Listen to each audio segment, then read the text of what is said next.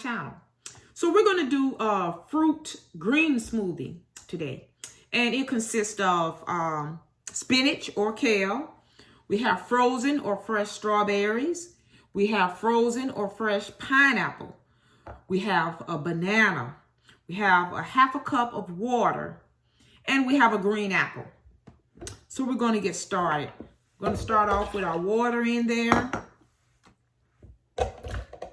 Pineapple chunks. We got our green apple.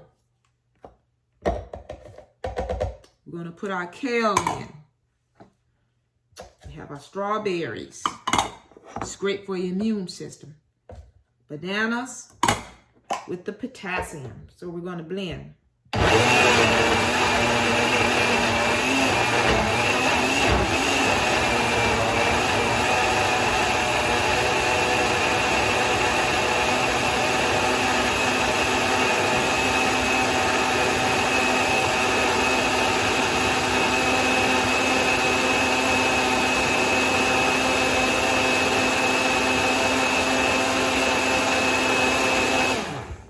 So we have our kale that lowers the cholesterol.